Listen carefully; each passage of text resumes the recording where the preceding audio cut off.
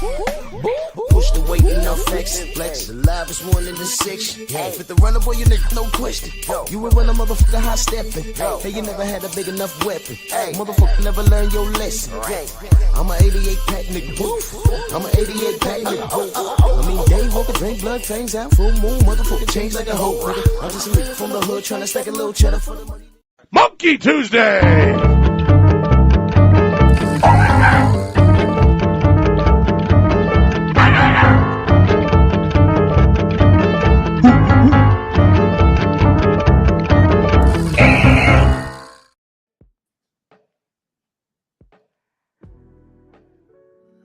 Yeah, buddy. Yeah, buddy. Lightweight. Lightweight, baby. Ooh, it's time to bleed this morning. If the term playing in your face was ever so true as it pertains to what I'm talking about this morning, we were warned. 2 weeks ago, we were warned. And we were like, why would he do that? And then this is announced. Let's do this roll call because I want to get to this. This is very interesting. G. McCall in the building. Columbia. Stormy. Yeah, you know what? I walked away from my phone. We'll speak after the show. I walked away from my phone. I was, doing stuff in the morning.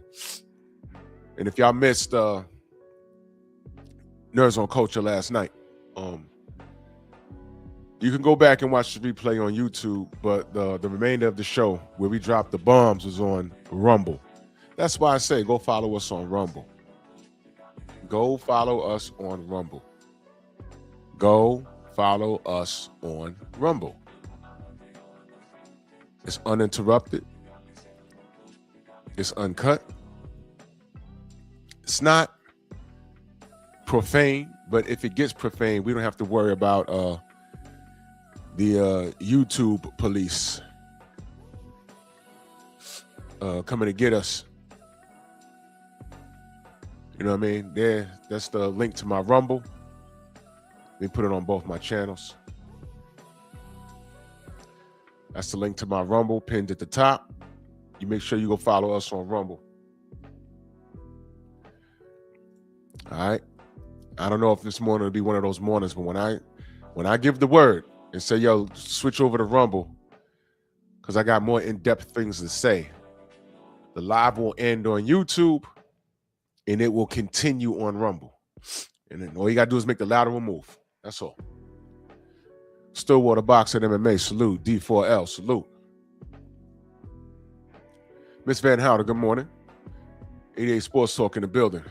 Mr. Tiptoe, DP Rocker, Eric H, KBG, Jalen Hudson, Snoop, what up? My brother Mook in the building, salute. Steve O. What's that? Adai Pennant, salute. Good morning. Shotland. Marcus Banks, what's going on? Welcome down, Van Houder, salute, brother. Hey, man. Hey, listen.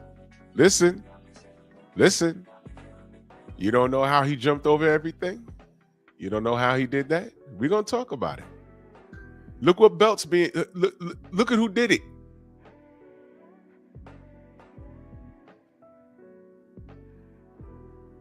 Yo, listen, watch. We're going to see. We're going to see. Star City J, salute. Sin Mark. Brother IROC in the building, salute. Sam Mack. Well, yeah, Dari, yeah, we're gonna talk about all of that. All right, so let's get to it. Xavier, what up, man? I'm sorry I didn't call you back yesterday, bro. We was busy, we was working. This stuff is hard work behind the scenes. It is. 704 Joe, salute. So people think we just cut on a damn. You know what I'm saying? I'm not saying you, but I'm saying, sometimes people are like, oh, well, you just a content creator. No, listen, I'm a content creator. I'm not a reaction channel, and salute to those people that do reaction channels. That's fine. What I talk about here I actually write stuff down all week long. I watch the news. I have 2 channels, and I've been lacking on Pep Talk. Well, actually, no. Salute, Queen. I'll give y'all Pep Talk on Patreon because my last 2 subjects, my last 3 or 4 subjects, I couldn't talk about it on YouTube. Couldn't talk about it on Rumble. But on Pep Talk, I'm going to have to do Pep Talk on Rumble. Pep Talk Light. I take the gloves off on Patreon. Y'all pay for that. Because YouTube, I mean, I almost said something, and it's too early in the show. And I don't want to offend, those 24-karat people that are marching in the street in Brooklyn talking about their Messiah's coming. Y'all better read your Bible. Because certain people are living things out, but I don't want to take the show in that direction. Let's stay on our purpose right here. Boxing, please. So, do y'all watch boxing or do you watch boxing? Do y'all watch boxing just to see who gets in the ring and what guy does what and, who's going to knock who out? And, I know he trained for 2 or 3 months, or I'm in love with this guy because he's from my hometown, or he speaks my language, he's from my country, or whatever it is. Do y'all watch boxing for that? Or are you paying attention to the schmuckery that's going on? I appreciate that, Adar. I appreciate that. Thank you. True Boxing Night. Salute. Now, what I'm going to break down this morning, it might be boring. But just remember that I spoke about it. Because I don't think I need to talk about this past today. Now, last week I did a show, and I broke down Chris Mannix and Mauricio Sillyman interview. And Mauricio Sillyman confirmed everything we talked about. The thing is, Mauricio Sillyman is standing on his square because he's backed by what he says is in black and white. What is black and white? Contracts. Buddy of mine told me anything outside of a contract is just nigga babble. And I agree. What do I always say, y'all? What do I always say? I don't care where you at in life.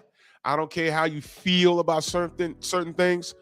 Documentation beats conversation. I said that from the moment I started my channel. Documentation beats conversation no matter what you say. How many times you heard of an athlete or a musician or somebody getting caught up in a bad contract and there's this one little part that they missed. Too late, you signed it. You were supposed to review that and understand it. I've been saying that. No smoke in the building. Salute. So now here we are. But Drew, what are you talking about? Well, Mauricio standing on business because he feels, man, my rules are the rules. And these fighters been signing up for this for years. It's only recently they've been acting up. Because what I've been doing is normalized. They just acting up because this Arab get in here and he starts throwing money around and giving these people $2 million belts, giving it to them. Giving them like $2 million belts. And all those fighters are flying over there to fight, and he's disrupted. I had a good thing going. He's disrupting me. Fighters are more educated today. Like musicians are more educated today. BVO, salute. Jose, my brother, salute. Know what I mean? Fighters are more educated today. Musicians are more educated today. We're looking at this brother, tendonism, what he's going through, the Albanian or whatever this dude came through, and you thought he meant well. He had him online, and man, that dude done. He did what those colonizers do. He laughed with him. He high-fived him. Oh, this is a great recipe you got, and I'm going to help you do this. I heard he bought this dude a car and sent them on his way. He took the name, put it in writing. It's now his name. Took the recipe, made a whole restaurant. All I saw was an all-white staff. We might see him on Diners, Drive-Ins, and Dives, if y'all watch that show. And the brother, I just heard that he's starting his own business. But that white guy done took his whole recipe and his whole idea.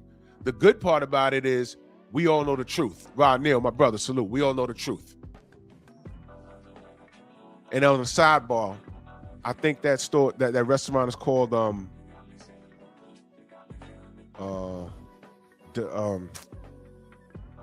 something. It's a smokehouse or something.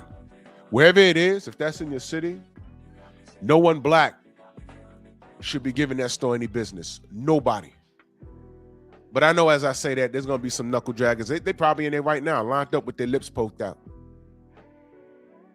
Caught the Star Child, salute.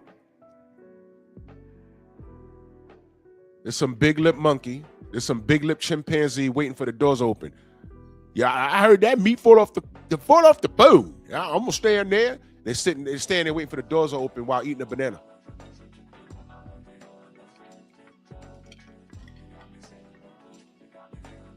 Nobody black should be in that. Destination Smokehouse, thank you. That's it. That's it. Thank you, Coach Hudson, salute. Thank you. Horatio, salute. Thank you. Nobody black should be in that restaurant. Nobody. I don't care about anyone else. If you're black, look, there's too much information online for you to be dumb. I didn't know. I ain't go looking for that. That information just fell in my lap. And I just said, oh, this is interesting. Dal Anderson, Fall Sniper, salute.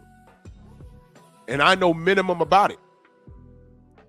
But the videos that I did watch, I already knew what was going on. And I said, you know what? Okay, he about to take this man's name. And that's what he did. Flaunting them all around the internet and high-fiving him. And I said, I see it coming. And that old brother don't, a lot of brothers ain't business savvy. They took the name. Y'all do know that's how McDonald's, Ray Kroc, he jacked the McDonald's idea from the McDonald's brothers. Yeah, there was a movie about it, but I read about it. Go watch the movie.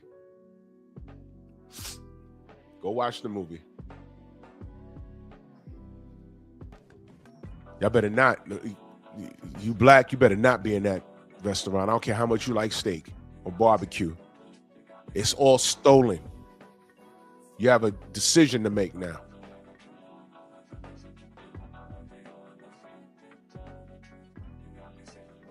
Said Keith Lee shut that down. Yeah.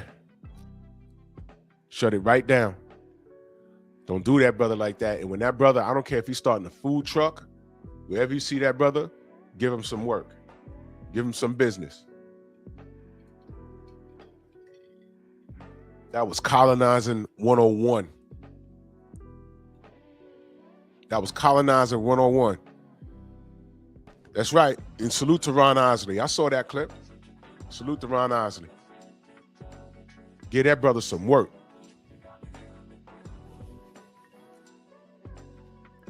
Now, why am I bringing that up?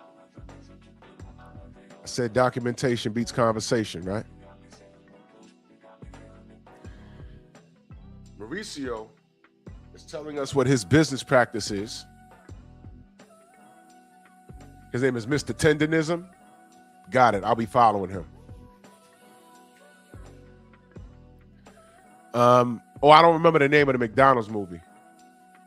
But I knew about the story, though. I knew about the story before they made the movie. I'm into stuff like that. Then the movie was made, and I said, oh, man, business is rough, man. So, Mauricio Suleiman is standing on his business because, Eden, what up? It's just existed for decades. This is how we do it. This is what they've been doing, and they signed up for this. This was the first time in their history where what they deem as normalized was put on blast. And the only thing, to my knowledge, that they could do was take their belts back. I would love to ask Oh, the founder. Thank you. Thank you. I would love to ask, could he pursue a legal action in reference to retaining the 3% that they agreed upon? Because, you know, you give the belt back, but if you agree to give me 3% of your earnings, then that's in black and white. Let me recoup that. If that's in writing, I would love to ask why you're not pursuing that. And I would only suspect, I'm no attorney or nothing like that. I'm just saying I would only suspect, that he wouldn't bother to go that far because A, that's a bad business practice, and that's something that they would have to debate in court. Again, I'm not a lawyer. But B, what makes it bad is you guys manipulate your own rankings all the time. It's a contradiction. Remember when I said they grabbed Ryan Garcia, who lost his last fight from a weight division down south, Jeff Sparks, salute, way down south, and he leapfrogged everybody into a title shot, and his explanation was basically because of what Ryan brings to the table, which shouldn't have anything to do with the person that earned a title shot. So do you respect your own rankings or not? So if you're going to disrespect your rankings for the benefit of money making, I'm curious, what does that have to do with you trying to hustle 3% of earnings? And I think on Bud Crawford's end, he wasn't sure how much money Bud made. He just put a number together, and it was like 300,000 something. It was like, wait a minute, what? You don't even know how much he made. Did you even ask him and say, okay, you made $40 million, so 3% of that is only what, 300,000, whatever the number is. You didn't even do that. What's worse is Shakur moved up and didn't even fight for your belt. And just because he owns a belt in a division down south,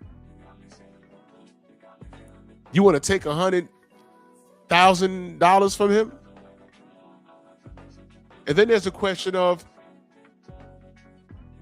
these interim titles and these franchise titles. I know Teofimo paid for his. He said it. What about Canelo Alvarez? Did he pay for his? I don't think he did.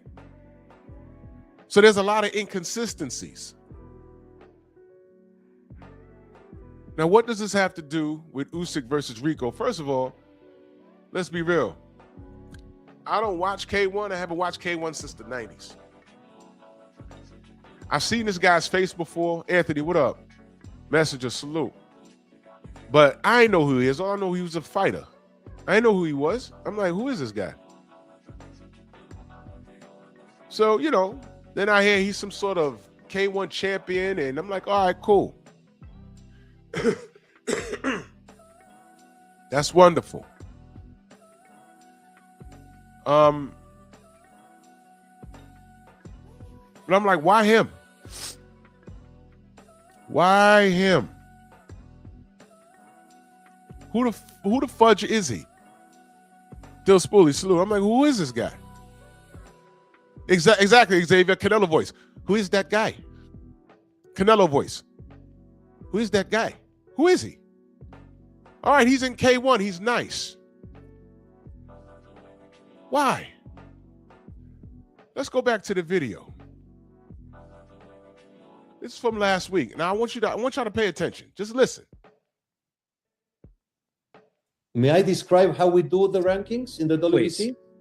We have a rankings committee composed of 36 people from around the world. They have regional, they are all over the place. So every week they send in a report of activity, what they see on their region, or they comment of whatever activity was there in the world. They send a report every week. We have a secretary who compiles all the information, and we have a chairman, Dean Lojas from California, a co-chairman, Kevin Noon from Thailand, who manage all the administration of the information. Every one time a month, on a Sunday, the last Sunday of the month, this committee has a Zoom that lasts 5-6 hours, where they go all the situation, divisions, information that happened during the month. They put out the draft, they do a revision, and then they send out the rankings of the WBC by month. We published on February 2nd, and it is our goal to publish the first day of the month starting this year, because in the past we were publishing on the 8th, on the 10th, or the 15th, and it was, so now this year they're publishing the first day of each month. Okay. There's a rankings criteria, which you can find also in the rules, and there's many criterias. Many criterias. Listen. That are there available to analyze each single fighter, including the record, the amateur career, their career in other sports. What? There it is right there. There it is right there. Tay, good morning. You heard that? Didn't I harbor on that last week before this goddamn fight was announced? Didn't I ask? I said, career in other sports. Remember when I said that?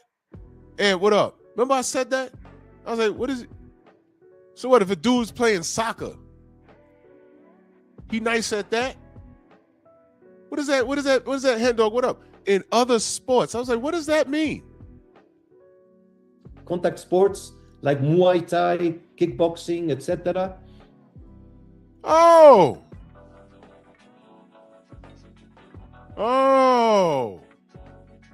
Like, why is he pointing this out? Record, activity, level of opposition, and results, whether you fought at home or abroad. And it's just a lot of combination of criteria to compose the analysis of each single fighter. Oh. I see. Let me ask you a question. You remember in this interview where he told Mannix that Ajit Kabiel was happy to be interim title, happy to have the interim title.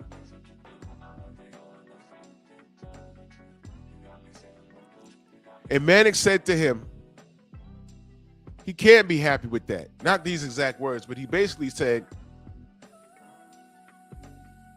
with how things are set up, he might not get a title shot for like the next 2 years. And Ajit Kabiel's happy with that. Usyk gets to have a fight and do what he wants because he's earned it. And then he can spin the block. And if he chooses to fight Ajit Kabiel, he'll do that. Meanwhile, Ajit he's a fake champion because that interim belt is fake. Let's not BS us here.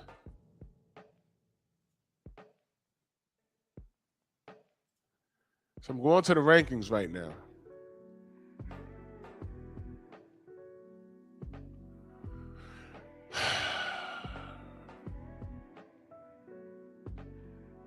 He still has a WBC belt. Fabio Wardley has a WBO. All right? The WBA is up to its shenanigans. Murat Gasayev is the regular champion. Alexander Usyk is the real champion. Usyk has the IBF. Peep this, the IBF, right? Derek Chisora is ranked number 2. Number 1 is not rated. Derek's about to fight Deontay. I ain't got to tell you what's going on over there. But the reason why I'm pointing out the IBF. This is about money, right? Usyk already expressed that he wants to fight Deontay. But he's doing this. He's doing this. He already signed with Zuffa. Adji Cabiel is paying for an interim belt. Usyk is going to beat this kickboxer dude. You know why? Because this kickboxer dude, Rico, is not throwing any kicks. He is not going to win. All right? Let's just get this out the way. So after Usyk beats him,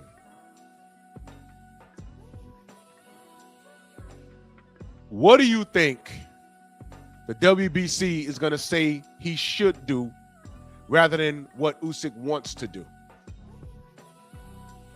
You should go fight Adji Cabiel. Don't bother with Deontay. Now, why the hell you think they're saying that? And I know that's what they're saying. Don't tell me, oh, I'm speculating. I already know. Ratchet, what up? Vince, K-Rod, salute. Sam Max, salute. I already know. Chris Legg, salute. I already know what they're doing.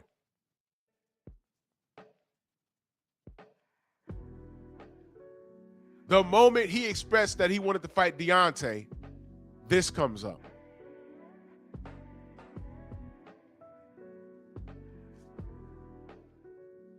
I'm telling you right now, Deontay sleeps Chisora badly. Usyk's not fighting Deontay. I'm telling you that right now.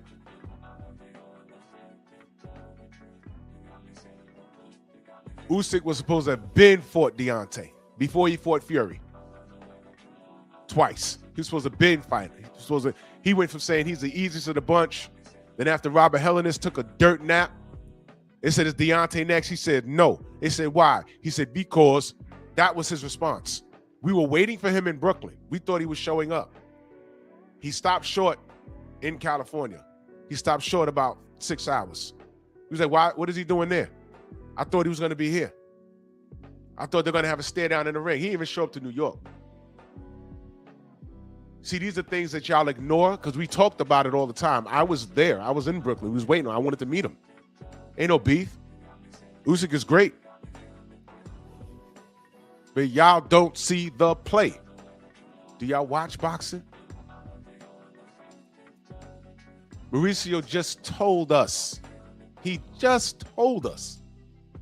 And when he said that last week, I said, what is he? Why are we ranking people from other sports, especially contact sports? Why are we doing that? And then I thought again. Y'all ready for this? Because this is a mess right in front of your face. You know what the worst part of this is? You ever stepped in dog shit and tracked it into your office and not realize, you're like, what the hell does that smell? And some chihuahua pooped on the ground. You didn't even see it, but it's on your shoe. And every time you move around, you smell it like, what is that? You check the left shoe, nothing. You check the right shoe, there it is. And it's in your boot. You got to go to the bathroom. It's like, oh, God. You done tracked it into the office. You done tracked it into your crib. Because some asshole ain't curb your dog. Ain't curb their dog. And let me tell you why this is deep. I told y'all my memes tell stories, right? You know what I didn't know? Until my brother told me. He said Verhoeven has a hell of a record in K1, but his championship run was in glory. Just FYI, I appreciate that. And thank you for the information, because my brother right here, IROC, told me. You know what I didn't know? Did you know Rico? I'm nicknaming him the Case. Rico the Case Verhoeven is Tyson Fury's chief sparring partner. Did you know that?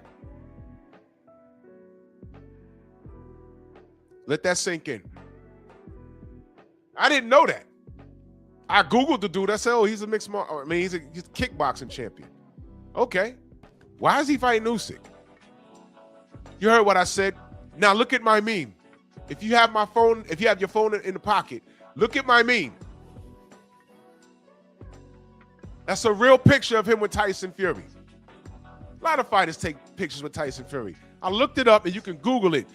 He's his sparring partner. They know each other. They're friends. I'm like, oh, shoot. Peter Fury, Tyson's uncle, is training him. So let's see. Peter Fury's training Rico for Usyk. Rico is a sparring partner for Tyson Fury. Holy smokes, Adji Cabiel can't get a shot under the WBC banner. Holy smokes. While Usyk has that WBC strap,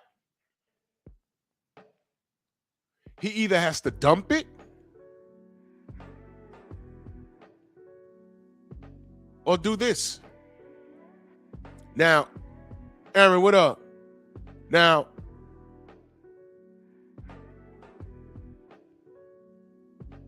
Silly Man did say he could take a voluntary. This is the voluntary? This is the voluntary? This right here?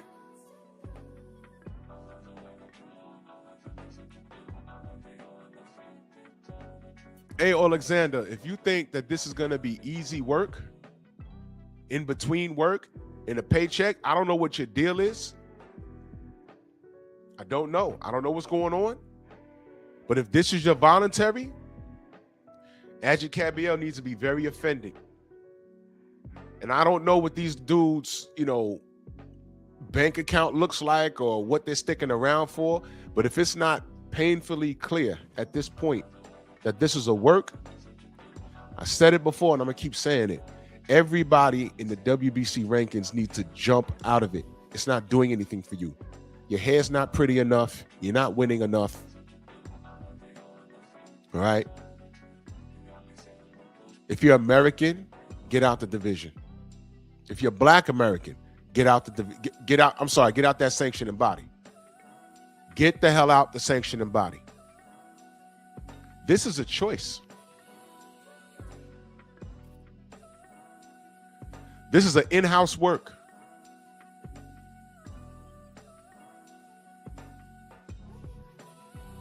So let me talk to the monkeys for a second. Do y'all watch boxing or y'all just watching, you waving? Do you watch boxing or you just waving pom-poms? I'm giving you the facts. When my brother told me this, I looked it right up. I said, oh, snap. I didn't even realize. That's why family's important. I don't see everything. That's why I got the brothers laughing. Y'all see this? Look at this. Why is this next? What the fudge? Why is this next? So let me see. Peter and Tyson Fury in bed with Mauricio Silly Man. Wait a minute. Look at that. They're old sparring partners, Rico. And Peter's training Rico to face Usyk. We see the play. Do you understand now? I hope you do. This is a business. This is a business, 100%. Never forget, Mauricio City Man lied to me. He said he was in both locker rooms. That was a lie. I have video evidence that that was a lie. And let me be clear. He went to the locker rooms, but he didn't see the hand wraps. He didn't see the gloves. He didn't see any of that.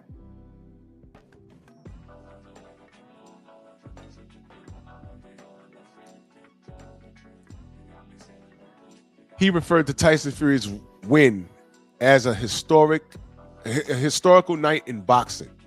Those were his exact words. And he said, for us, meaning the audience, to talk about cheating on any level, he was talking about Tyson Fury and Wilder, the second fight, was irresponsible. That's what he called us, irresponsible. But when I asked him, where are the gloves? He said he didn't know. I said, they're in Sugar Hill's house. Go have a look. He never did it. But I know when Labarbe was cheated by Rio Togo, the next day, Rio Togo's gloves was on his desk. In other words, he investigated it immediately, but Labarbe is Mexican. But, so you know how that goes. Your black heavyweight champion, 10 title defenses. He tied it with Ali. And you can't even extend him the courtesy. I can't even remember Labarbe's government name. That's her tag name. That's how important or unimportant she is to me. But super important to him. His fat ass had the goddamn gloves on his desk. My brother Ibach says they're all complicit, aka in concert. Yeah. All of them. Every last one of them. So Deontay can't get a look.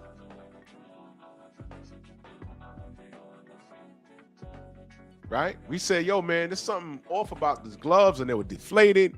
He got a dent in his head, bleeding from the ear. Never seen Fury do that, but we've seen Fury do some bullshit with his gloves. We've seen that. That we've seen. Hey, why don't you just investigate that? He basically told us, shut the F up, stop crying, we're irresponsible. But Rio Togo did something to Labarbe, and this is what we got. Hello, my name is Mauricio Sulaiman, Executive Secretary of the WBC. We would like to announce that we have begun an investigation regarding the situation that happened in a female championship fight last weekend in Mexico. The fight was between Juarez and Rico Togo from Japan, and there was a situation in which the gloves were tampered with. The WBC is gathering all the reports from the supervisors from both camps, and we will have a hearing with Togo's management to have them explain exactly what transpired during that situation of the gloves. Here's the evidence. It is a critical and alarming situation because the so-called skinning of gloves seems that happened for this fight. We are very concerned about this situation, and the WBC is gathering information regarding this happening not only in Mexico but other countries and other arenas. We are very concerned about the matter, and we will pay full attention to this situation, and we will inform accordingly of what happens after a hearing with Mr. Togo's management. Thank you very much.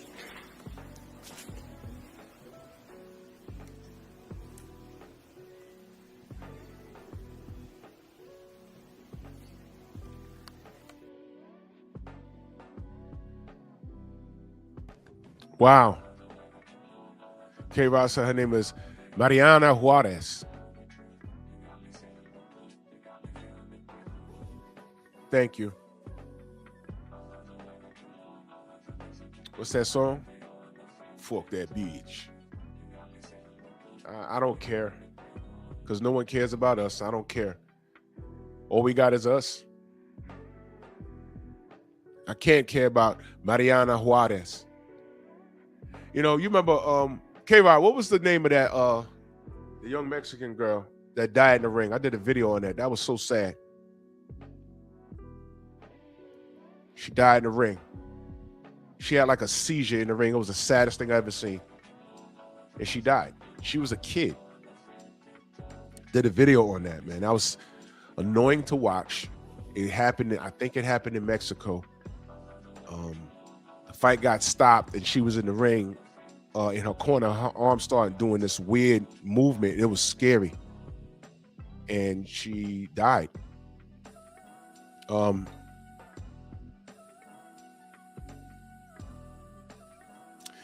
I treat cheating in boxing equally.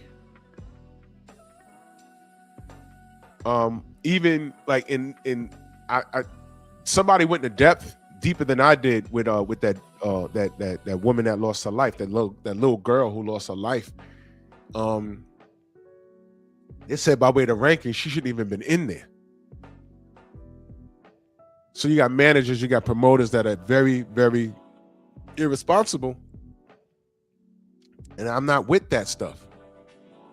That's her name. Jeanette, it was something with a Z. Zakiatas. It was bad, man. It was so bad. It was so bad. It was so bad. And I look for things like that, man. This is a dangerous sport. You could die in there. The least you can do is do right by the fighters. And all we asked Mauricio Sillyman to do was to check Fury's gloves. He didn't even bother. And then he runs down to Dubai, and I see him hugged up with Daniel Kinahan, bro. And then he told us to shut up about that. And never forget what he did to Franchon Cruz Dezern. All we asked for was, you say, hey, man, was she drug tested? Alejandro, her man ass. Was she drug tested? You know what he said to us? Shut up. We're bullying her because she's gay. No, we're not. We just asked a simple question. We know she's gay. That's her wife in the front row. Oh, she has a child. She's really a woman. Okay, we just asked her was she drug tested. And what happened when she was drug tested? What happened? There was a problem right there. She was trying to grow a penis. Get your hand off my penis! She was going through a sex change. It was on the drugs and got in there with Franchon Cruz Dezern, and because you freaks with this him, her, he, she, by way of your rules, our sister was in there with a man because she had a bunch of banned substances in her, and you haven't seen her since. Well, you probably have, but don't know. His name is Alejandro now, not Alejandra. Alejandro.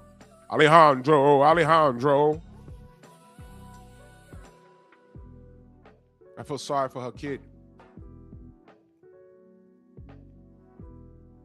K-Rod says, Mariana didn't get justice from the WBC when she got cheated by Rio Togo.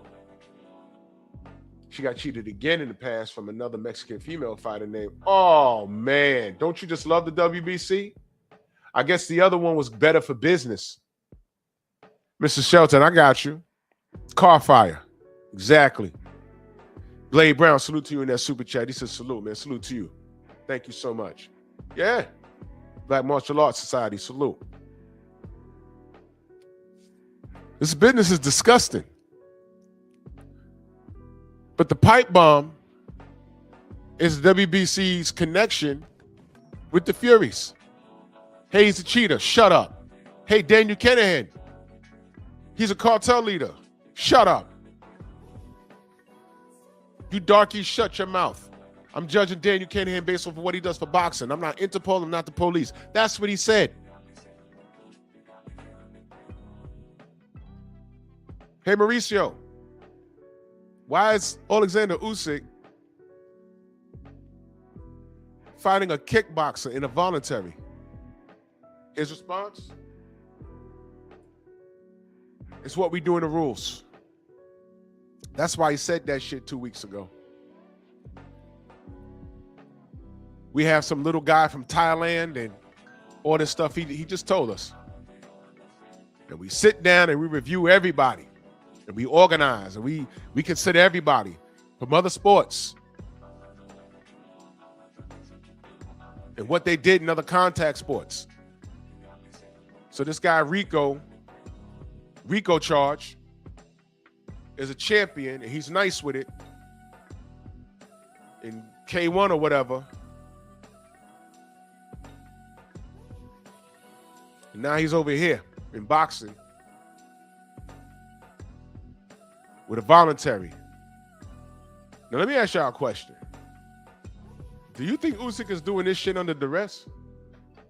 That's a question. Now, he just signed the Zuffa. Was that him saying, hey, I got to get out this? I don't want to be around this regular stuff no more. Let me sign the Zuffa. Because hopefully, the Prince, His Excellency, could protect me.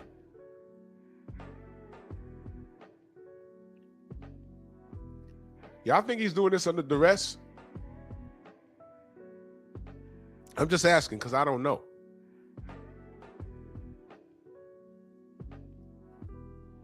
just do this one favor. Look, you done beat Tyson twice. He cycled off his drugs. He's coming back. He never really retired. He cycled off his drugs. So as soon as he gets out the ring,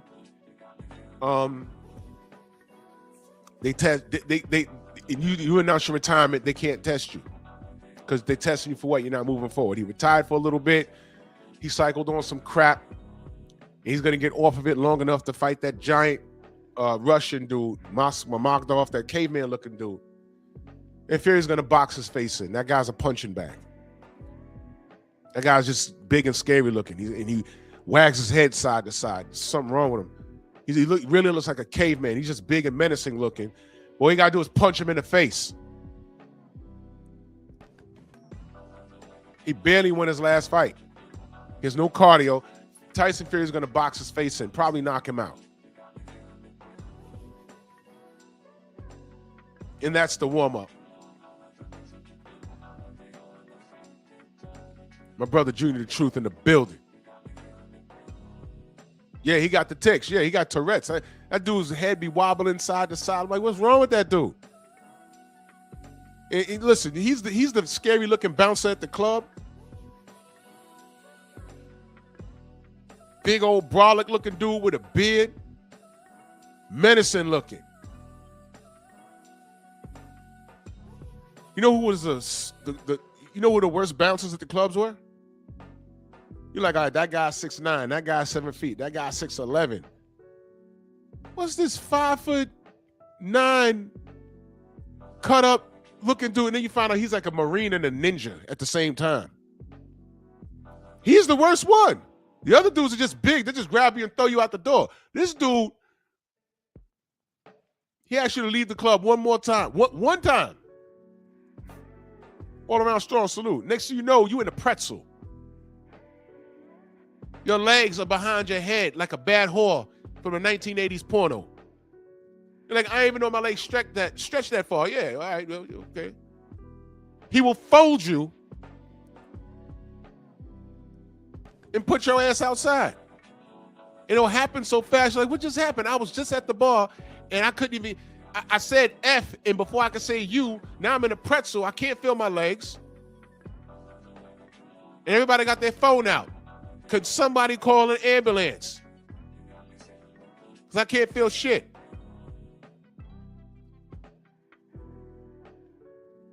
Those be the worst ones, the small bouncers. Like that guy right there, there's something wrong. He got veins. Look at his forearms real close. That's the nigga that'll fold you. The big dudes just grab you in a bear hug and throw your ass out. You still hurt you. The other dude gonna have to work different.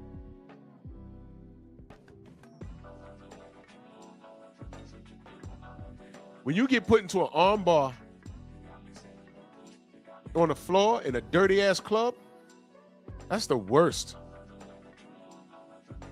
I worked with a Marine, bro. Little white dude. Oh my God. I wasn't that bad, but my other co-workers, bro, they would start shit on. I'll save it for Patreon. Troublemakers, I swear to God. Now the 86 saluting that super chat. He says, salute Drew and salute to the mighty LDBC, man. Salute, brother. Thank you so much. Snacks B, salute. Yeah, Tay, you got to watch for the cauliflower ears. Before you start popping off for people, look at their face. Like, wait, whoa. What's wrong with him? Why is this shit kind of distorted? Why he's so ugly? Why his eyebrows ain't growing all the way in? Yeah, that's scar tissue and from getting punched in the top of his head for about 10 years. Look at his knuckles. Why his knuckles always swollen? Wait a minute. Why he got cauliflower ears in both ears? Oh, wait, whoa. I don't want no smoke or whatever he got going on. This guy's chewing on quarters and blowing bubbles. Get out of here. Y'all better pay attention. Anyway.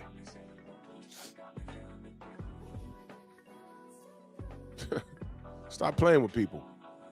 You don't know who's who. I tell y'all, These little white boys, they ain't scared of y'all. They ain't scared of y'all YNs. They're not. That MMA thing, it took the world by storm. It's not as popular as boxing as far as finances, but it took the world by storm. And once they started opening up MMA, because everybody had a kung fu class or karate class, but when Dana White got a hold of the UFC and made it a household name, these kids grew up in that era where they became fascinated by it.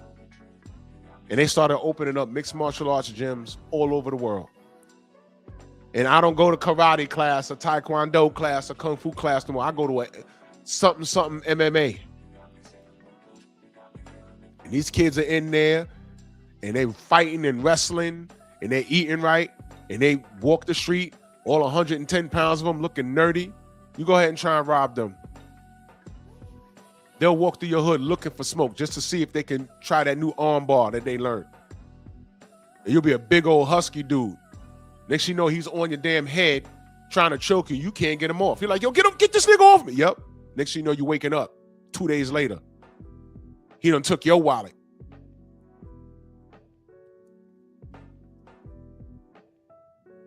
Ridiculous. Think about that, you YNs. These little white boys are eating right. With their money, right? They ain't got no broken household. They go to school. They getting educated. They smoke a little pot. They call it pot. Smoke a little pot just like you. When it's time to mix it up, they with the shits. They ain't scared of you no more. Those days are gone. They're like, yeah, try it, bro. Try it. Okay, try it, bro. I can't tell you how many videos I've seen where you're at a LA Fitness somewhere in West Bubble F, America, and the black dude with the dreads got a little build on him. Game's not going his way, and he trying to bully the little white boy, and the white boy's like, yo, leave me alone, man. Leave me alone. And what the brothers do? First thing we do, take our shirt off. And then we know every form of slang on planet Earth.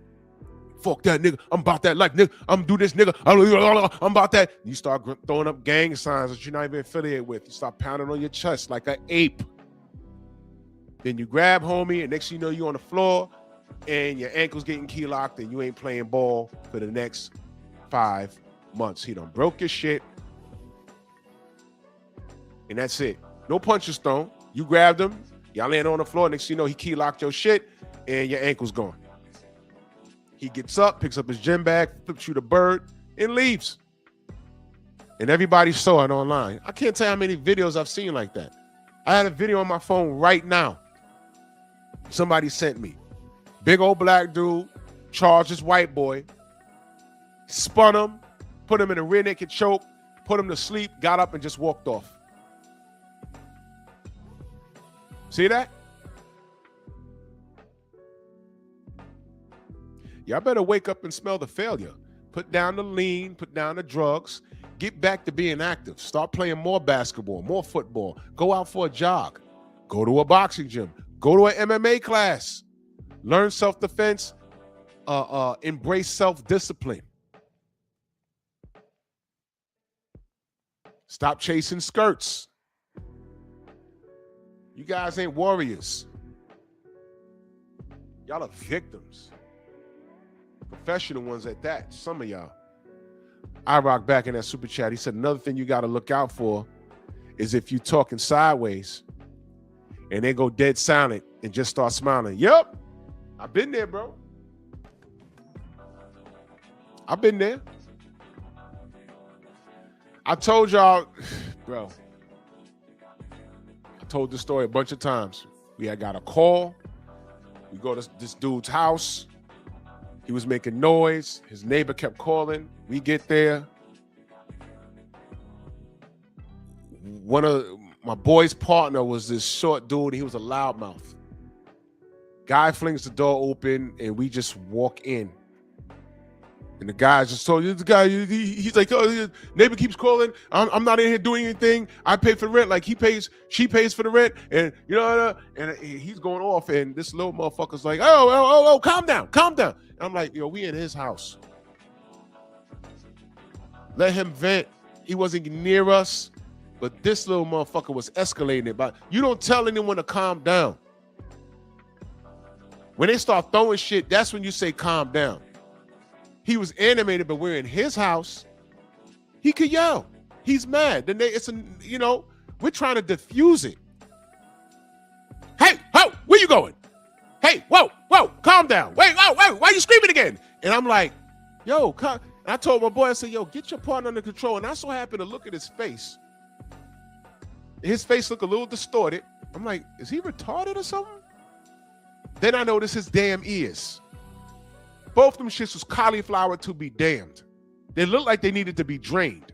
He looked like he just fought. And then I look up, I see all these goddamn trophies.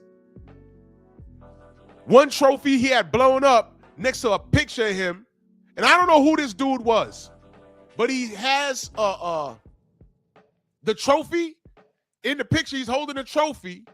And in the picture, he's super diesel, screaming with blood flying out his mouth, and the Japanese dude is pointing at him as the winner. And I said, I don't know who this dude is, but I ain't fighting this dude. I'm shooting. And I'm nice with mine, but this right here, I'm not doing it if I don't need to. And I tapped the Sarge. I said, yo, look, are you looking around you? And he looked around. He said, what the fuck? We was in here like his living room. Trophy after trophy after trophy after trophy. Matter of fact, I'm going to tell you who it was. And his name just jumped in my head. iRock, you in the chat? You in the chat, brother? It just jumped in my head because my boy Chan told me who he was. His nickname was the Flying Dutchman. That's who the hell that was. Hold on, let me Google that.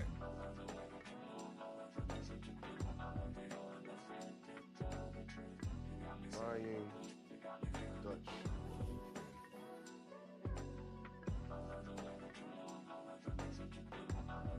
That's what they called him. I think that's what they called him.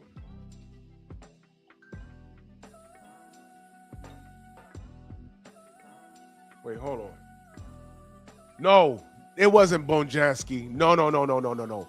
I think he fought him. It wasn't, because this dude was white. I think he fought him. And I think my boy said he knocked him out.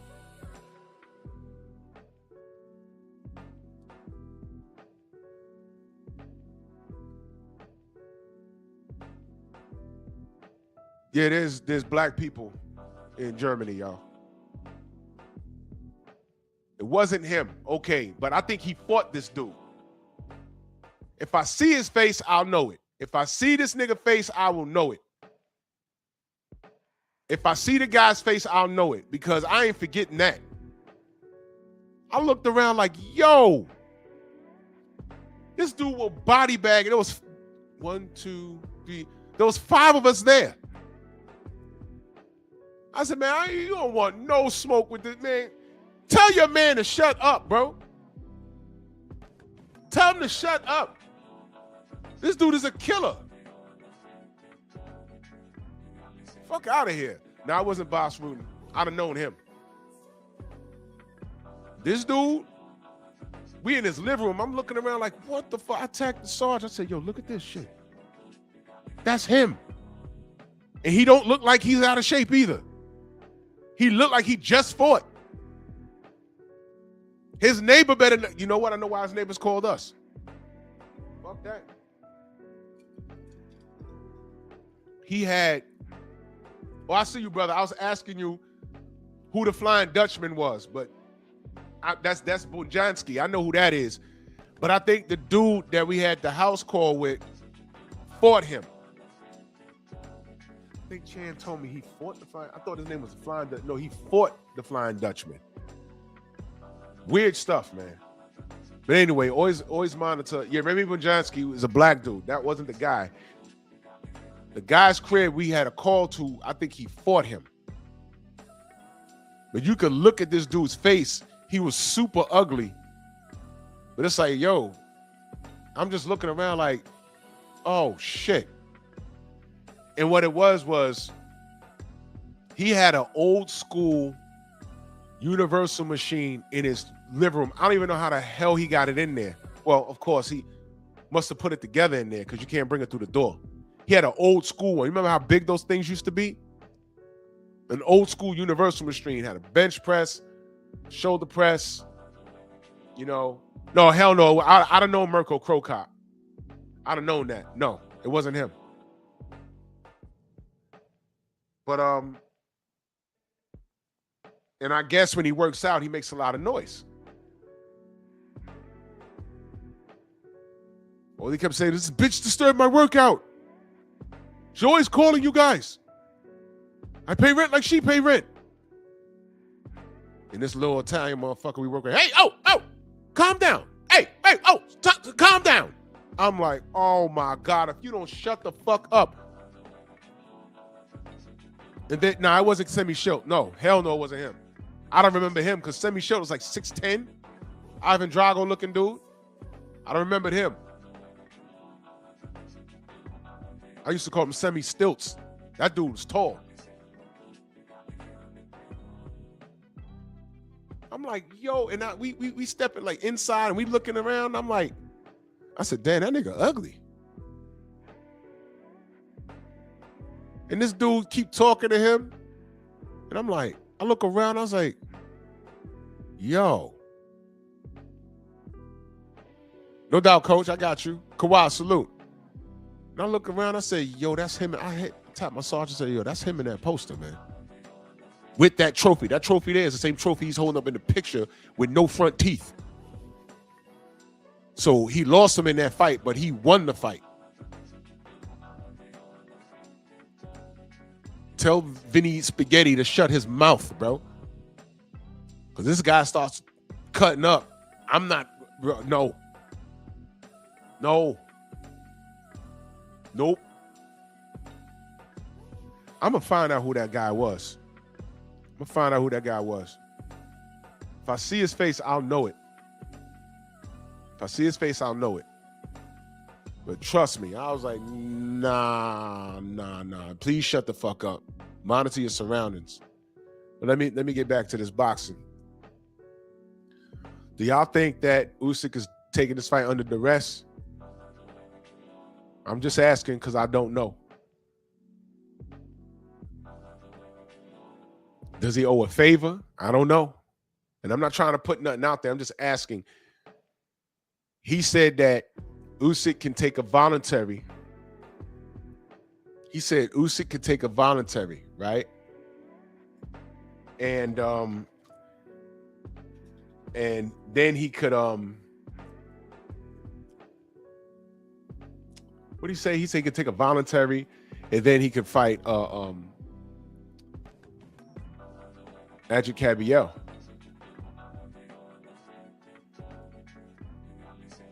And then that's when Chris Mannix asked him,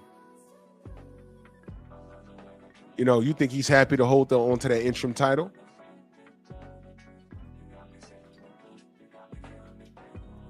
And Mauricio said yes. It's like, man,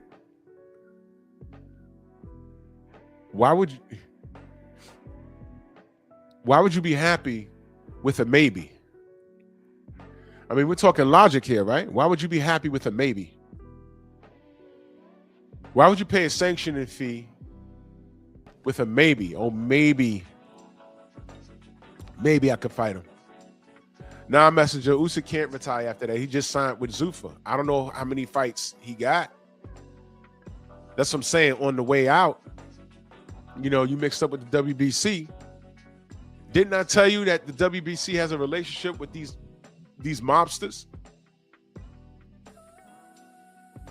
Is he not running the WBC like a mobster?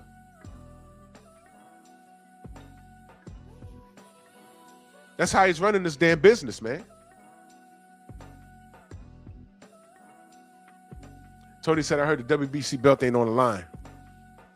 Well, that makes me scratch my head even more. That raised the question, why is he even doing this? There's nothing on the line here. And although you don't fight for free, I don't think, I mean, what does Usyk get out of this? 2-time undisputed champion. You beat Tyson Fury, the killer giant, and you beat him fairly easy. Well, I'm not gonna say it was easy, but you beat him. Chris Legg, I like that. World Boxing Cartel. Our fella, my brother, he says it's weird. Cabella's a bigger fight in Germany. Maybe Usyk has been ordered to freeze Frank Warren out. Now we're thinking.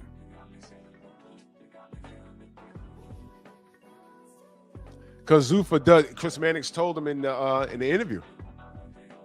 He's literally told Mauricio Sillyman. He said, Zuffa wants to kill you. He said it.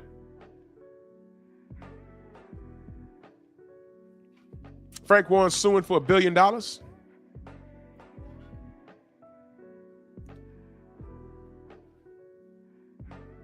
Makes you wonder, right? And 100%, Cabello is a bigger fight in Germany. 100%.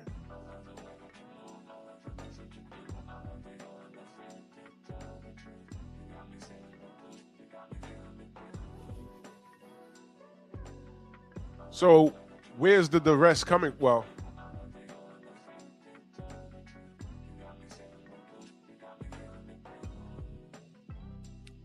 yeah. If Usyk is ordered to freeze out Frank Warren, which is because Cabella's a Queensberry fighter, Usyk just signed with Zuffa. I'm still not understanding this Rico fight.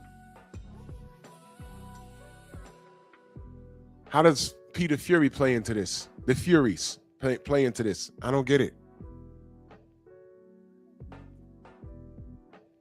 Or do I? Let me go back over to the Deontay Wilder side of things. He's about to fight Derek Chisora. I think he'll win, but it's boxing. Usyk already said, I want to fight Deontay. But he's doing this instead. Do you stay busy with a fight that you know you're going to win? While freezing out Adji Cabiel? It's a lot of moving parts and a lot of possibilities. My bottom line is, I don't trust what's going on here. And that slipped my mind. Cabiel he's a Queensberry fighter. That slipped my mind. Remember when I asked, on the strength of that lawsuit, did Frank Warren just F off his whole fighting stable? He got all the heavyweights. Did he just F them off just now with that lawsuit? Y'all think so? Because look at it, man. If he loses that, well, first of all, he already done burnt the bridge. Those cats ain't gonna work with him over there now. You think Turkey's gonna work with him? If he does, he gonna put the schmuck to him every minute he gets. It's a bad relationship now. But let's say he wins. He's not getting $1 billion. But you know, shoot for the stars, you land on the moon. It's fine. What do you think is going to happen with that relationship? Let's say, you ain't getting $1 billion, and, you know, David Scott, salute. You all right. We did steal your intellectual property. We did. We applied it to ours, you know. It's like, okay, you had McDonald's. And we fucked around and made Burger King. It's similar, but not quite the same. But you know what? We're going to pay you. It ain't going to be $1 billion. We'll give you $300 million and shut up about it. And he settles. First and foremost, is he going to give some of that money to his fighters? I'm just curious. Who's getting the bread? And now you get the bread, but now what? Congratulations, Turkey don't want to work with you anymore. He done paid you. So now if you're Adji Cabiel, you're standing there with this damn belt. You're like, yo, bro, I really was going to beat Usyk, man. Now he got to do in-house fights every 2 months. And it sounds good for about a good 2 events. But after that, what are you going to do? And what new fighters are going to go to Queensberry as opposed to Zuffa? They got all the money. They can lock down any network they want. And the biggest part is all the talent is going over there. Your contemporary could be over there right now and your ass stuck on a PBC somewhere. Oh my God, the PBC. Lord have mercy. You know what? I should do a whole show about the PBC, right? When I do that show, I want my brother Oddfella. I'm going to let you know ahead of time, man. Let me know when you're free. Because I got to break that whole thing down. That's crazy. By the way, sidebar. Everybody's scrambling like eggs on a Sunday morning. Y'all saw what Blue Blood reported yesterday? Oscar won his lawsuit with Ortiz. Hey, Boots fans. Hey, bro. Oscar just put the fuck to that fight. That you see what I'm talking about? So you got Turkey making fights. And then we got Zuffa coming on, powered by Turkey and Riyadh and all this other stuff. Or you can stay with the old regime and deal with bullshit like that. You see that? See that? See? Oscar just stopped Ortiz versus Boots, y'all. Every pro Boots channel, y'all should be screaming and doing video after video after video. You know why? Because you're right. Every Ortiz channel, if they exist, y'all should be screaming. And y'all should be like, yo, this is why boxing is dying. Because Turkey would have made that fight like last year, the year before that. You see? See that? So you got that going on with Golden Boy. You got Frank Warren suing for $1 billion. And the PBC lied to Tank. Y'all remember I said that, right? Tank says 7-fight deal. You think he made that up or was he told that? And now they telling him, no, Tank, you misheard us. We meant it could be 7 fights if this deal goes through. PBC had Tank out here looking stupider than he already is. That's their fault. Matchroom wanted Boots versus Ortiz. Ortiz was like, I'm with the shits. Oscar says no. Randy got a restraining order. I thought we don't sue in boxing. What happened to that? Tell me. Listen, I'm just pointing out the dysfunction. Did I make any of this up? I'm just asking questions, right? Watch this, y'all. Did I lie on Tank this now? Did I not just disarm him? Look, I clown that dude a lot. And it's all within right. But how many times you heard me say, this ain't the first time I said it. How many times you heard me say, hey, look, man, I think they lied to him. Tank, big money, 7-fight deal. And you get to choose. And he took that and ran with it. And there was no money at all. Everything was nonsense. You remember when I said, hey, man, why is the PBC letting Canelo come through, drain the swamp?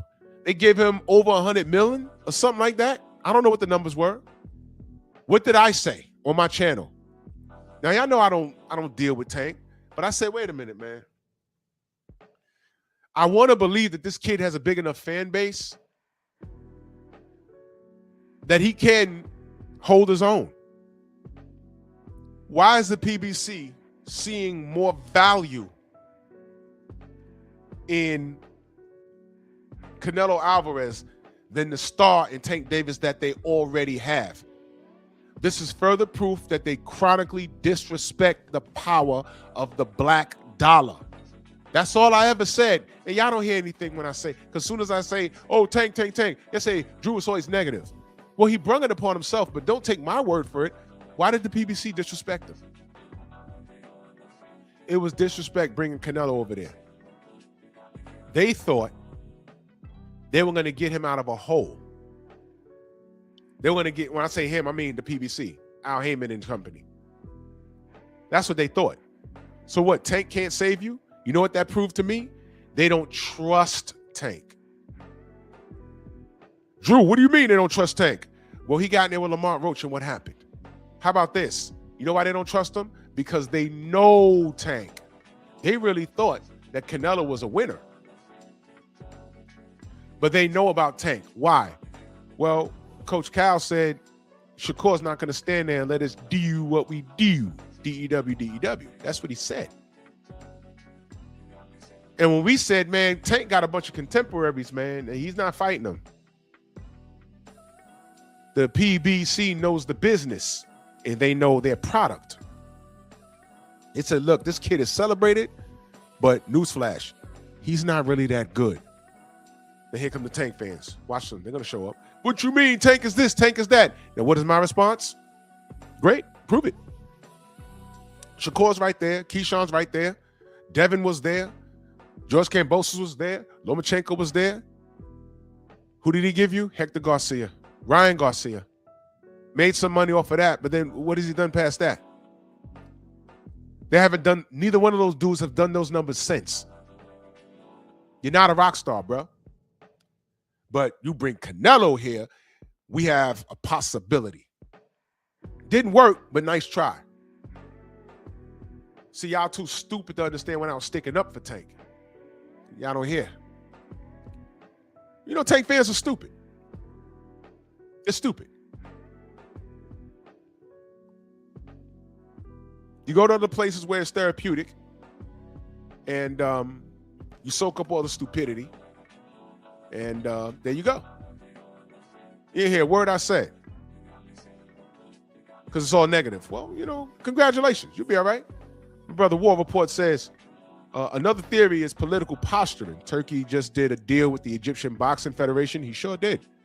Egypt is now under attack right now. Saudi can stage fights for a foreseeable future.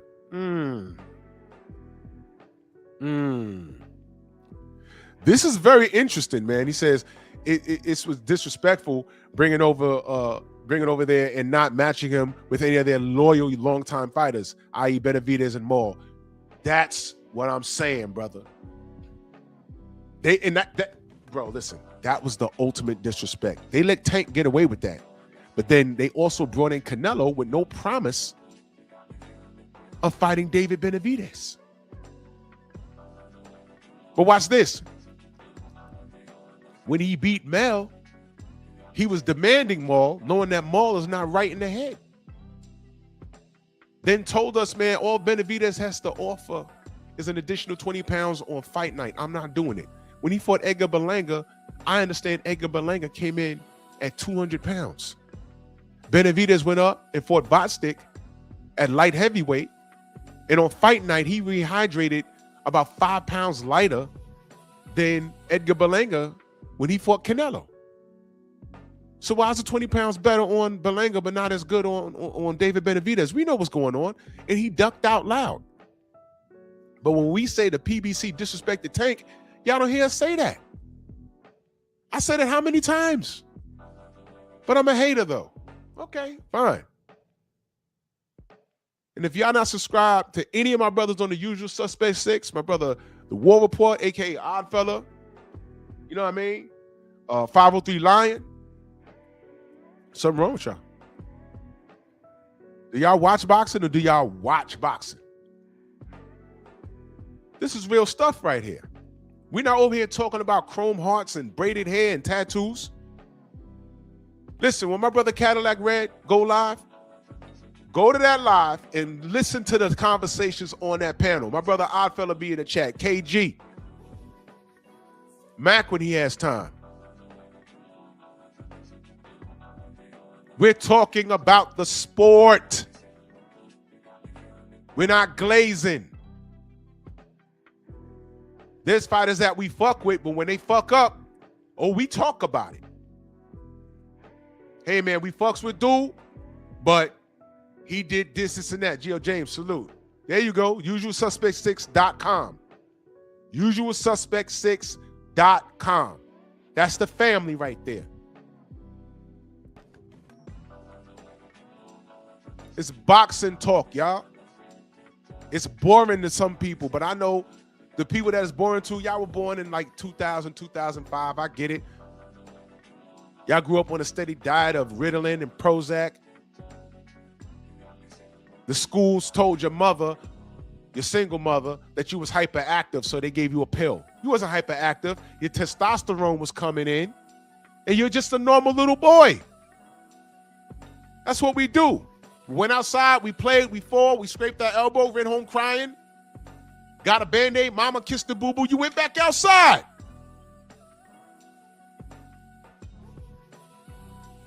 You kids don't even slap box in the street no more.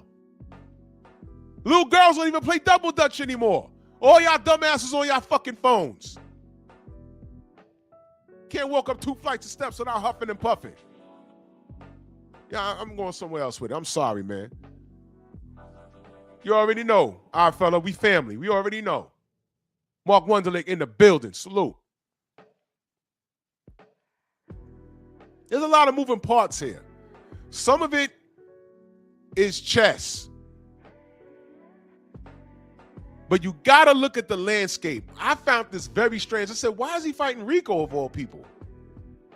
When Mauricio said he's fighting a voluntary, I said, oh, okay. Who's a voluntary, though? Oh, some kickboxer. Damn, that's more than a voluntary. That's a light touch. This guy's not beating Usyk. And then my brother iRock calls me, says, you know who that guy is? I said, absolutely not. Then he starts sending me screenshots. I'm like, yo, hold on a minute. He's Tyson Fury's sparring partner for years, bro. So now I'm thinking, nah, this dude, he's more than a kickboxer. He can actually fight. Listen. I'm not saying he's going to beat Usyk. Usyk's going to beat him. But it's not what you think. I'll give you an example of that. I knew, Young Abel, salute. I knew Peter Fury was going to style on Jake Paul. I knew that. You know why? I'll tell you why. Peter Fury grew up in the gym. He's been around boxing all his life. He probably sparred literally 1,000,000 rounds. So in a sense, boxing is second nature to him. He's not the greatest in the world, but he'll beat up an amateur. Tommy Fury knows how to box. He's not a world beater, but he knows how to box. There was a kid I grew up with. And I always wondered, why the hell was he better at basketball than all of us? There was just certain things he did. We were like, yo, he's our age. How is he doing shit? You know how we started playing ball? First of all, if you grew up in New York, you play ball. That's just it. It's rare you ran into any brother in New York that didn't play basketball. That's just all we did. Everybody balls. Everybody. Some are better than others. But everybody balls. Yo. We're just trying to figure out why, bro. He was just like, and then we find out while we were just off doing certain things. Remember how I told y'all the boxing gym was my babysitter?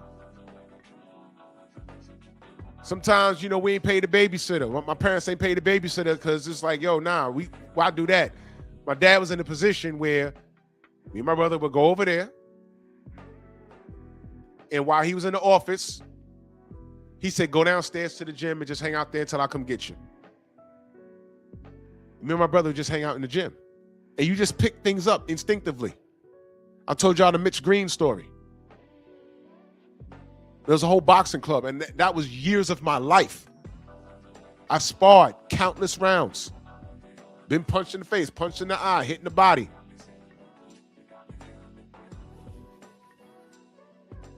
There's just things that I do instinctively. So my homie, while I was doing that, I don't know if it was his dad, same thing. He was somewhere where he had access to a basketball gym. Working out with college teams, come to find out. You know who his cousin is? Do you remember a dude? What was his dude? I forget his first name, but his last name stands out. You remember a basketball player? He was in college, and I think he went to the NBA for a little while. Last name was Shamgod. I know Abel knows that name. His last name was Shamgod. That was his cousin. That was his cousin. Now, he did a brief stint in the NBA, but if y'all ever played against an NBA player on the street, you can tell the difference between a street baller and a real, like, NBA player. I told y'all the Ben Gordon story. It's different.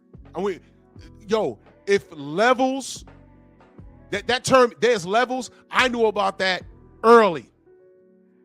I told y'all about the time I was playing a pickup game in Mount Vernon. Seton Hall, thank you, Philip D.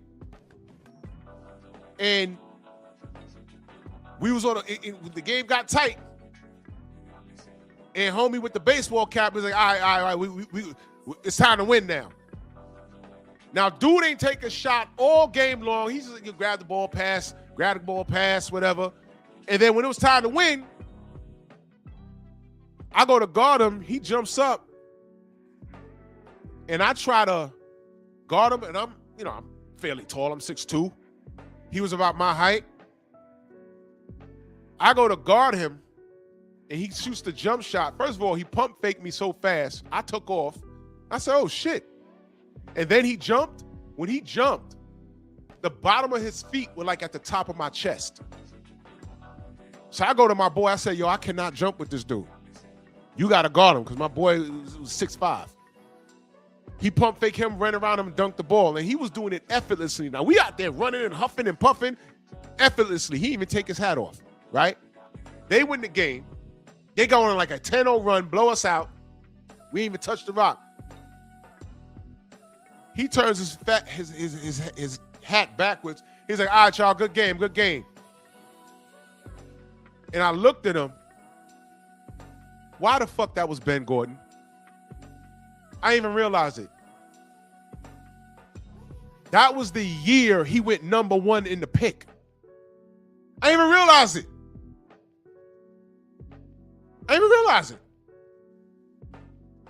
But when he started to play, we couldn't touch this dude. He bust our ass. And I could ball. But we couldn't touch this dude. We was like, who the fuck? Oh, shit. Man, if he was playing like that when the game started, we'd have just gave up. We just gave up. Corner girl, salute. We just gave up. Last 10 points, easy. When he jumped, I said, oh, no. I said, this nigga, I can't guard him. I cannot guard him. You crazy. My boy's 6'5". I said, yo, you guard him. He pump faked the shit out of him, ran around him and just dunked it. I was like, oh. I said, he got to play for college or something. He turned his hat backwards. I said, yo, that's Ben Gordon. See, now my boy knew. He just didn't say anything because he's a dick. I said, hey, bro, you. I said, all right, Ben. And he like laughed. He's like, yeah, nigga. All right, man. All right. Okay, I see you. Motherfucker. Obliterated us. Went 1 in the pick. I said, man, he's fucking crazy. My man was like, yo, if y'all knew it was him, y'all would have gave up. Yeah, you're right. You're right. You're right.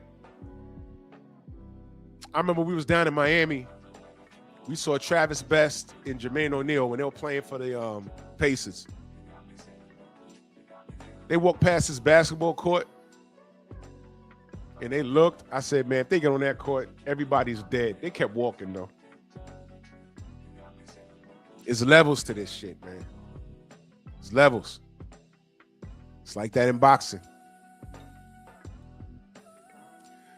So Tommy Fury grew up in the gym, and I knew he was going to beat the shit out of Jake Paul. I know he dropped him or whatever, but I said Jake Paul's not beating him because Tommy knows how to fight. Jake is just now learning it. You could see the difference. When he got in there with AJ, look at the punches he was throwing. They were I'm not going to say undisciplined. They were not as sharp as like an actual professional. Y'all remember this show called Pros vs. Joes? Y'all remember the episode when Roy Jones was on it? It was levels, right? Y'all remember when Pernell Whitaker was on it? Levels, bro.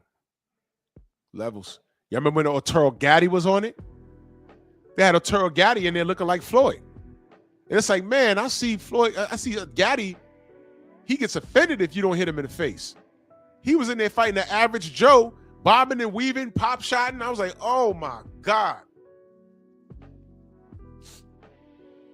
Yeah, no smoke. He bust that dude's ass. And that dude was I think he was a cop too, the white guy with the bald head. Beat him down. He wasn't even throwing that full. First of all, he didn't get touched. The shit was crazy. And he was overweight. He had a pot belly. Muscle memory. So I knew Jake Paul wasn't going to beat Tommy Fury. I knew that. I don't like Tommy Fury. I did hope that Jake knocked his head off, but I said he's not going to beat him at all. The Furies are everything that's corrupt in boxing. So now I'm looking at Rico. I'm not saying that Rico's trash or nothing like that. I don't know him like that. For you to be a K1 champion or whatever you are, you got to be nice with it. But I have a problem when you're running around with Fury, bro. Joseph Parker and Fury they're great friends. What do we know about Joseph Parker? Respectfully, what do we know? Joseph Parker and his Samoan SWAT team, they got caught up in some bullshit too. I did a video on it. Now, they ain't throw his name under the bus. Joseph Parker is well connected. Y'all don't know that? That nigga's gangster as hell, bro. So when I say things like this is the dirtbag business, this and Oddfella, you listen, that might be right. This might be a sucker play to freeze out Ajit Cabiel. Now, if that's the play, and that makes a lot of sense. If I'm Cabiel, I have to look at that WBC strap and say, why am I paying fees on this? Boss is suing this guy for $1 billion. Usyk just signed a Zuffa, and he's fighting this low-level dude that's not even a pro boxer. And I'm paying sanctioning fees on this fucking belt, and I don't know when I'm going to fight Usyk. If you're Ajit Cabiel, what do you do? What does your contract look like? How is it structured? How's it structured? What do you do? You know what I would do? Yeah, agitated cabbage. That's what we was calling him. If I'm agitated cabbage, because he's agitated right now, I tell my managers, hey, bro, listen. Go over to Dana White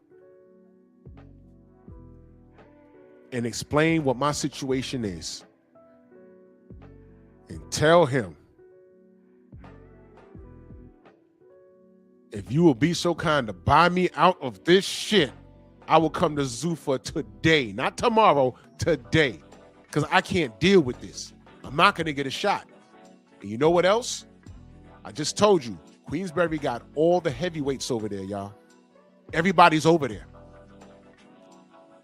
They all need to be looking at this like $1 billion. He's crazier than Benny Hill. Y'all remember Benny Hill? Man.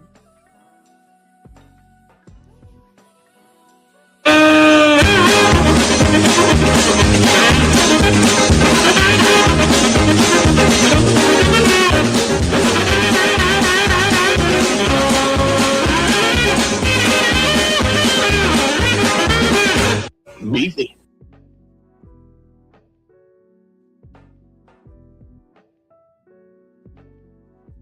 He said Netflix said no to Usyk and Rico.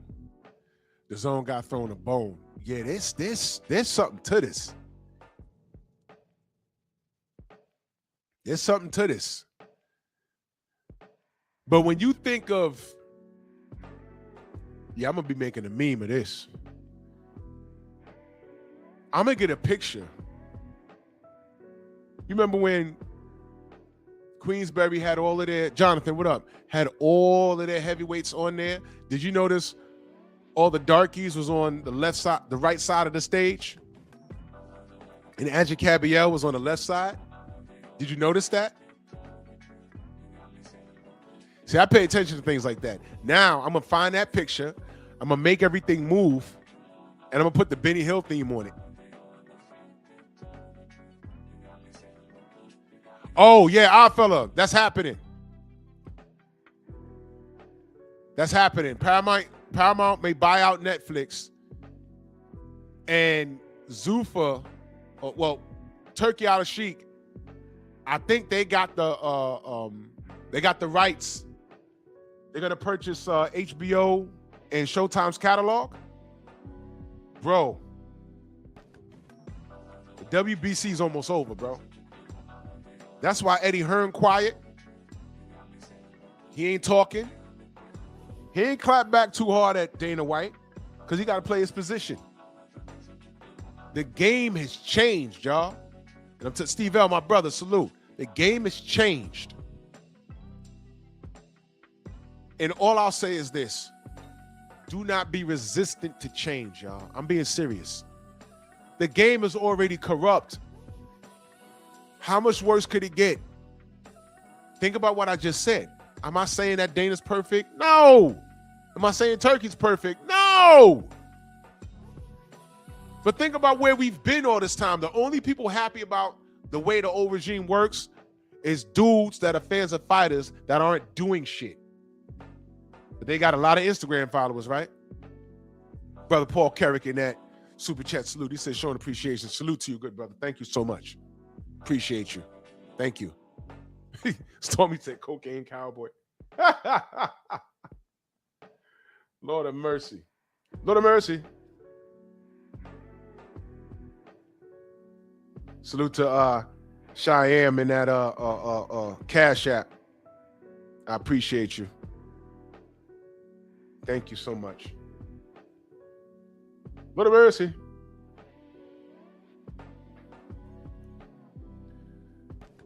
We're in a switch. You're seeing a changing of the guard, man. But listen, y'all, this is what we asked for. I'm dead serious. Let me throw this picture up there. Just let me. I clown a lot, but let me tell you something. Listen. This is uncalled for. And I'm talking about Tank.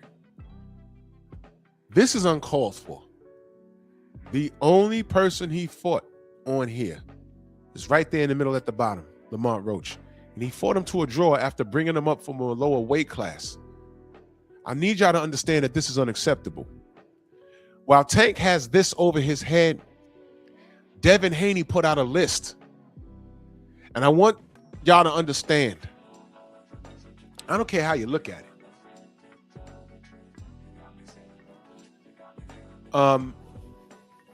The difference is Devin puts out a list, and we legitimately want him to fight everybody.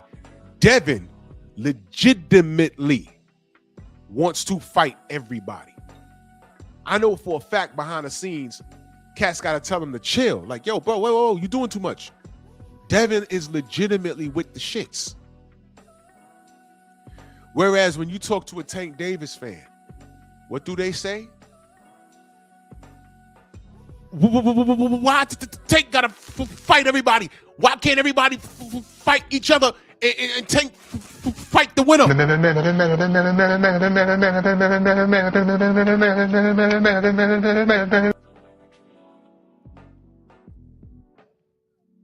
That's the difference.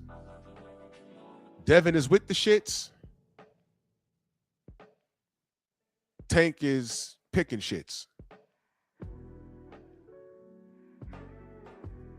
Even right now as we speak, this dude called out a guy that he beat already with one hand. To me, he clearly beat Usyk Cruz. Clearly beat him with one hand. It wasn't close. Not to me. That fight, I say, yeah, I like Usyk Cruz's story. He deserves his payday. I'm glad he could feed his family. And he's Mexican. He's going to get a lot of work. They love their people. They support their people. My people, these people, they support. Right? And I love his story. Rags to riches. Love it. But he's a one-dimensional fighter, y'all. That's what he is. He's a one-dimensional fighter. Fun to watch. But there's no smoke and mirrors. He goes in there. He's a short guy, short arms. He has to close the distance and try and take your head off.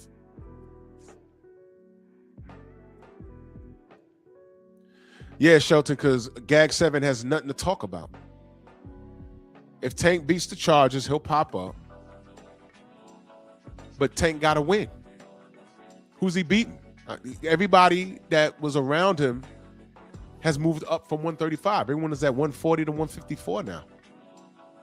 So what does he do if they say he's so little? You see what I mean? But we'll address that when he beats his chart, when he beats his case. I hope he beats his case. I hope he does.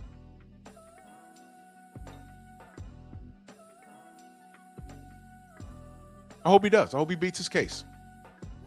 Because I want to see if he's going to prove me right or prove me wrong. I think he's going to fight somebody he beat already, or he's going to pull up some person, some Mexican, and they're going to paint this guy to be some sort of killer. But meanwhile, you never heard of him. Never forget, El Rayo told him no. He went to 140, won a belt.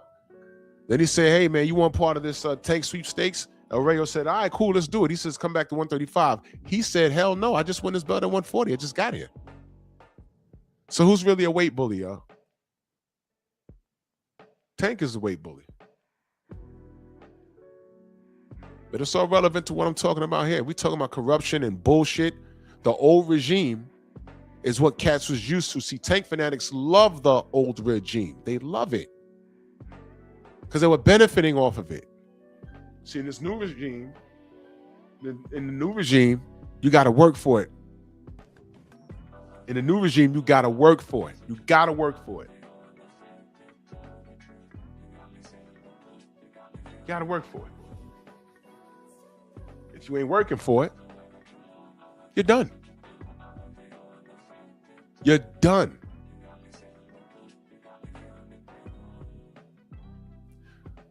So now that we know that Zuffa wants to kill the WBC, this might be part of the play. Who knows? They might have told Usyk, listen, I asked y'all if Usyk doing this under duress. How about this? They might have asked Usyk, do this for us. Take this fight for us. Because this is what we're trying to do. Big Joe Townsend, salute. They might have asked Usyk to do this. It might not be under duress. I'm just finding it eerily strange how the Furies are all over this. And you know the Furies have a wonderful relationship with the corrupt Mauricio Sillyman. But I hope that if Zuffa is indeed behind this, I hope that Mauricio gets the spear right in the back. I want the WBC to crash and burn. This is the most corrupt and worst sanctioning body that I've seen in my time. How you treated Deontay. All right. That man gave you 10 title defenses, was on his way to making history. and that wasn't well with you, and how you treated the fans that asked questions, what you did to Franchon Cruz DeZern, how you treated La Barbie with her situation, and just told us to shut up with Deontay's.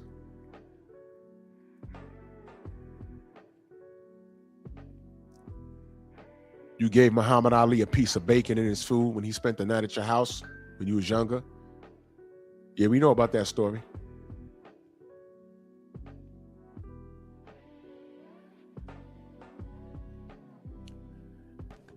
And now you took Ryan Garcia, you made him jump the line.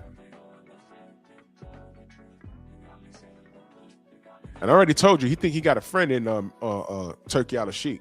He's not your friend, bro. This is business. Turkey said, I ain't got to like you to do business with you. I ain't got to like you to do business with you. This is business, man. I told y'all, Ryan think he's safe. No. There's no coming back from F4 Muslims and F4 black people. Ain't no coming back from that. Because if you're going to say that about Muslims and black people, what do you think Turkey knows about you? Devin is his Muslim brother. You've been ducking that rematch. You're online talking. Wonder what he's going to say today. Because they say everything but fight. A lot of people getting their skirts pulled up. You're going to see. Because the fall is hard. Oh, why is he paying him all this money? Why is he on Ring Magazine, the talk shows? Yeah, make him comfortable. Y'all remember American Psycho? He invited all those chicks to the house, and he was white and black hair. Those chicks, if there was a black chick, she'd have thought she hit the divesting jackpot.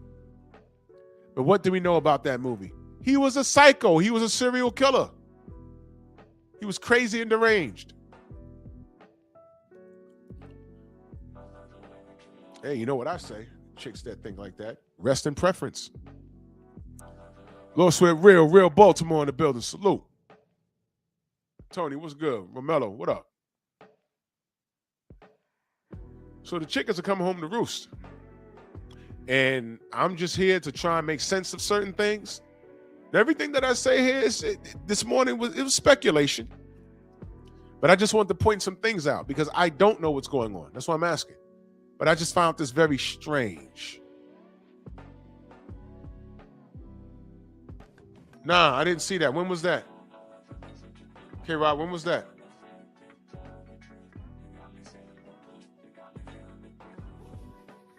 I know Pierce and Fulton. They've been having words for a long time. I don't know what Devin got to do with that. I'm not on Twitter. I don't know what happened.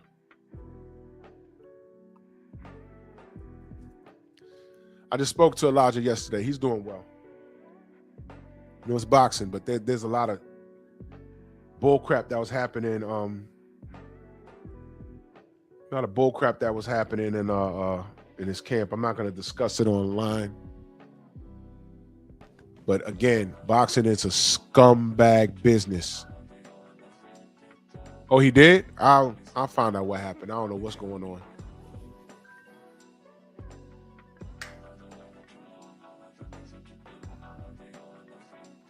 All right, I just wanted to bring this to y'all attention.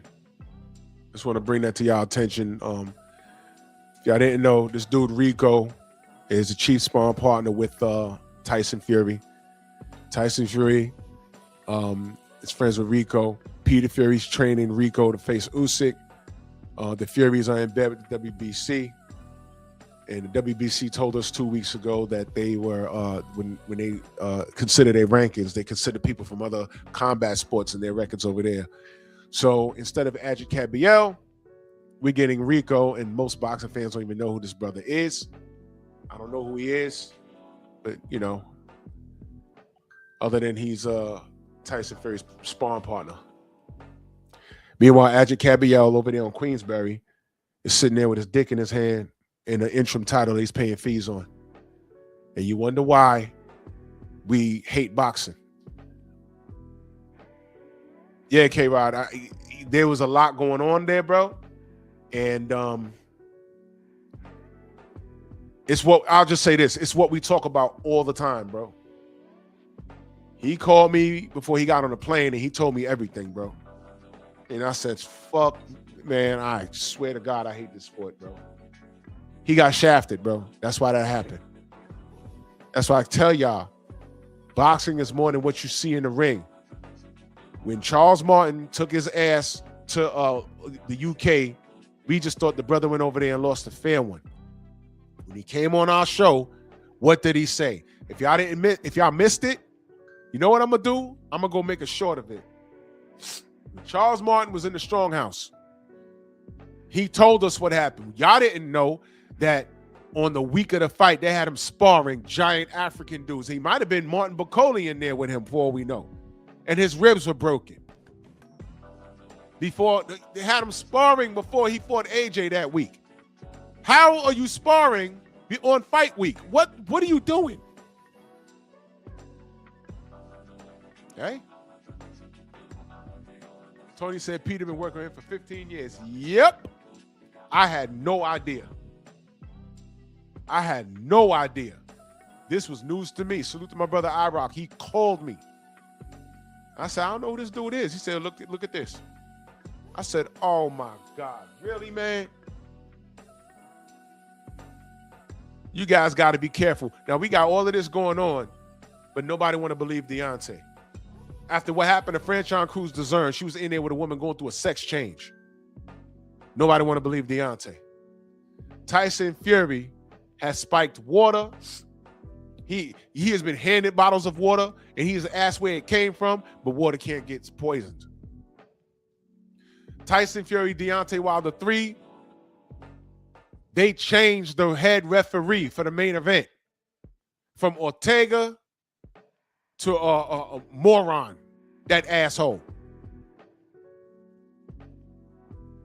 Tay Jones didn't even know. I called him. I said, when I was in Vegas, I said, yo, you know they changed the ref? He's like, nah. I said, yo, I'm looking right at it. They just changed the ref. And all of a sudden, we getting long counts. 2 knockdowns in round 4 and a long count. But there's no corruption in boxing. Oh, wait a minute. I'm making excuses. Let me say it so that the Tank fans can agree with me. You ready for this? Ryan Garcia versus Tank. Y'all remember one of those judges scored it a even round? Was it an even round or a 10-9 round? One of those judges didn't score a knockdown for that round in round 2. Y'all remember that? JB, my brother, salute.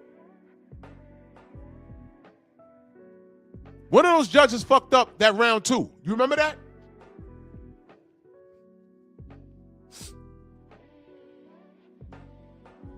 Y'all forgot? I did a whole video on that. That's when I started calling them the what I called them, 3 amigos. Forgot what I called them.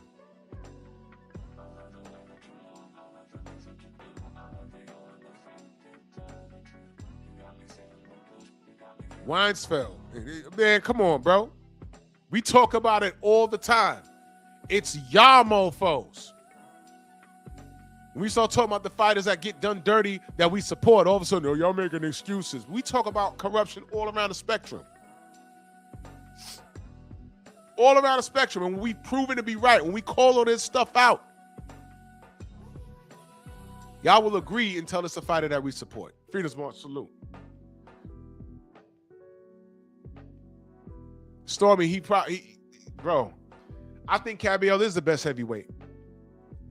On the Queensberry side of things, he got all the majority of the heavyweights over there. That's why they had him on the left side of the screen, and they had all the other niggas on the right side of the screen. Scratching their armpits. But Cabiel, he could fight. That guy's nice. And they gave him an interim belt, told him to shut up, pay the fees on it, but shut up.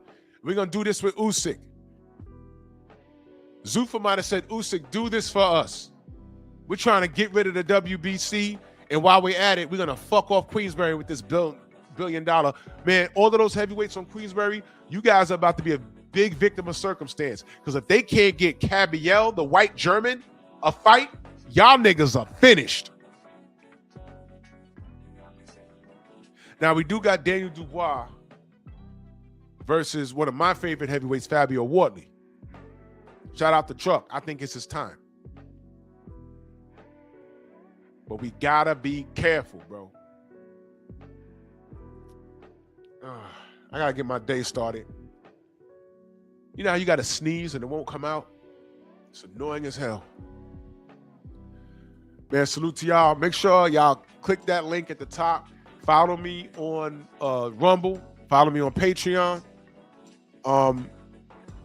Some mornings when it's about to go down and I feel that I can't hide the fact that I'm gonna be profane, I'm gonna tell y'all, make the lateral move, go to Rumble, and the live will continue there. Because Miguel, you know, damn. You know what I mean? Miguel is just on that, you know. Get your hand off my penis! But we went in, man. Uncut. When I'm gonna tell y'all, some morning I'll be like, yo, look, I'll be here for 30 minutes.